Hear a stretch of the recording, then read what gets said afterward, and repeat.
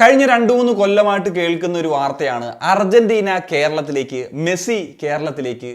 ഈ അടുത്ത കാലത്താണ് കായിക മന്ത്രിയായിട്ടുള്ള വി അബ്ദുൾ റഹ്മാൻ ഒരു പൊതുവേദിയിൽ പറഞ്ഞത് ഒക്ടോബർ 25 മുതൽ നവംബർ 2 വരെ മെസ്സിയും അർജന്റീനയും കേരളത്തിലുണ്ടാകും, മെസ്സി കേരളത്തിൽ ഒരു പബ്ലിക് അപ്പിയറൻസ് നടത്തും എന്നുള്ള കാര്യങ്ങളൊക്കെ. പിന്നീട് അന്ന് തന്നെ അത് മാറ്റി പറഞ്ഞിരുന്നു, അത് കുട്ടികൾക്ക് ഒരു മോട്ടിവേഷൻ കൊടുത്തതാണെന്ന്. അന്ന് എല്ലാവരും കരുതിയത് ഈ ഡേറ്റ് മാത്രമായിരിക്കും ഒരു മോട്ടിവേഷൻ എന്നുള്ളതായിരുന്നു. എന്നാൽ ഇപ്പൊ മനസ്സിലാക്കാൻ സാധിക്കുന്നത് മെസ്സി വരുമെന്ന് പറഞ്ഞ കാര്യം തന്നെ ഒരു മോട്ടിവേഷൻ ആയിരുന്നു എന്നുള്ളതാണ്.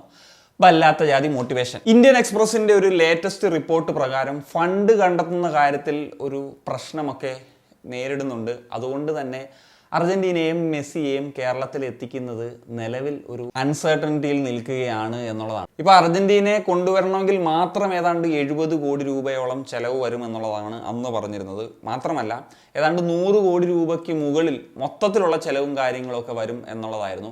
അപ്പോൾ അന്ന് പറഞ്ഞിരുന്നൊരു കാര്യമാണ്, അല്ലെങ്കിൽ അന്ന് ഒരുപാട് വിമർശനങ്ങൾ വന്നിട്ടുള്ളൊരു കാര്യമാണ്, ഇത്രയും തുക എങ്ങനെ ഗവൺമെന്റ് എടുത്ത് ചെലവാക്കും, അത്രയൊക്കെ ഫണ്ടും കാര്യങ്ങളൊക്കെ ഉണ്ടോ എന്നുള്ളത്. പ്രത്യേകിച്ച് കേരളത്തിലെ സ്പോർട്സിന്റെ കാര്യത്തിൽ മൊത്തത്തിലൊരു അധപ്പതനമാണ്, പല കാര്യങ്ങളിലും പണമില്ല എന്ന് പറയുന്നൊരു സാഹചര്യമായിരുന്നു എന്നുള്ളത് കൂടി ഓർക്കണം. അപ്പോൾ അന്ന് പറഞ്ഞിരുന്ന കാര്യമാണ്, പ്രൈവറ്റ് ആയിട്ടുള്ള മേഖലകളിൽ നിന്നുള്ള ഫണ്ടിങ് ഉണ്ടാകും, സ്പോൺസർഷിപ്പ് ഉണ്ടാകും, അതൊക്കെയായിരിക്കും ഇത് പരിഹരിക്കപ്പെടുന്നത് എന്നുള്ളത്. ആദ്യമേ വന്നിട്ടുള്ളൊരു വാർത്തയാണ് ഗോൾഡ് ആൻഡ് സിൽവർ മെർച്ചന്റ് അസോസിയേഷന്റെ ഭാഗത്തു നിന്നാണ് ഒരു മെയിൻ ആയിട്ടുള്ള ഫണ്ടിങ് കാര്യങ്ങളൊക്കെ ഉണ്ടാകുക, സെയിൽസും കാര്യങ്ങളൊക്കെ അവരുടെ ഏതോ ഒരു ആപ്പ് വഴിയൊക്കെ ആയിരിക്കും നടത്തുക എന്നുള്ളത്. പിന്നീട് അത് നടന്നില്ല എന്നുള്ളതൊക്കെയാണ് പറയുന്നത്. പിന്നീട് റിപ്പോർട്ടർ ടി വിയുടെ പേരൊക്കെ ഈ ഒരു ആർട്ടിക്കിൾ പറയുന്നുണ്ട്. എനിക്കറിഞ്ഞൂടെ റിപ്പോർട്ടർ ടി വി ഒക്കെ എങ്ങനെ ഇത്രയും വലിയൊരു തുക എടുക്കും എന്നുള്ളത്. മാത്രമല്ല ഈ മെസ്സി, അർജന്റീന എന്നൊക്കെ പറഞ്ഞു കഴിഞ്ഞാൽ ലോകത്തിൽ തന്നെ ഏറ്റവും വലിയ ബ്രാൻഡുകളിൽ ഒന്നാണ്. അതിന് എന്തിനാണ് ഈ ഒരു കേരളത്തിൻ്റെ ചുറ്റളവിൽ കിടന്ന് കളിക്കുന്നത്? ലോക ബ്രാൻഡുകളെ സമീപിച്ചു കഴിഞ്ഞാൽ ഒരു ഫണ്ട് കണ്ടെത്തുക എന്ന് പറയുന്ന രീതിയിലേക്ക് പോകത്തില്ലേ? എന്താണെങ്കിലും അങ്ങനെ ഇരിക്കുകയാണ് ഈ അടുത്ത കാലത്ത് മറ്റൊരു വാർത്ത വന്നിരുന്നത്. കാരണം അർജന്റീൻ സ്പോർട്സ് ജേർണലിസ്റ്റ് ആയിട്ടുള്ള ഗ്യാസ്റ്റിനേഡൽ ഒരു കാര്യം പറഞ്ഞിട്ടുണ്ടായിരുന്നു. അർജന്റീന ഈ വർഷം കളിക്കാൻ പോകുന്ന ചില മത്സരങ്ങളെ പറ്റി. ചൈനയിൽ പോയി 2 സൗഹൃദ മത്സരങ്ങൾ കളിക്കും, മംഗോളയിൽ പോയി ഒരു മത്സരം കളിക്കും, ഖത്തറിൽ പോയി ഒരു മത്സരം കളിക്കും എന്നുള്ളത്.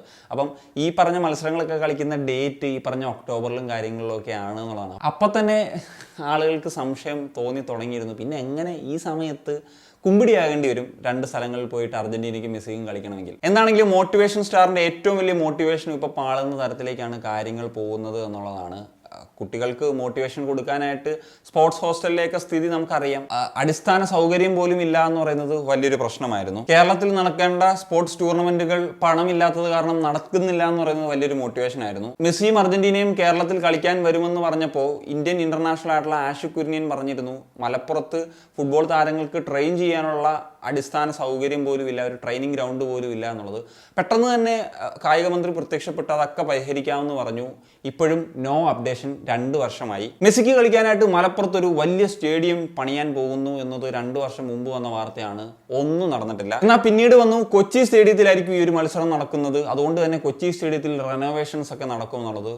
ഒന്നും നടന്നിട്ടില്ല എന്ന് മാത്രമല്ല, അപകട ഭീതി ഇപ്പോൾ കൊച്ചി സ്റ്റേഡിയത്തിലെ കൂടി വരുന്ന സാഹചര്യത്തിലാണുള്ളത്. സത്യത്തിൽ ഇതൊക്കെ മോട്ടിവേഷൻ ആണെന്ന് വിശ്വസിച്ച് നമുക്ക് സന്തോഷിക്കുന്നതല്ലേ നല്ലത്. അല്ലാതെ എന്തിനാണ് നമ്മൾ വെറുതെ സ്വപ്നങ്ങൾ കാണുന്നത്?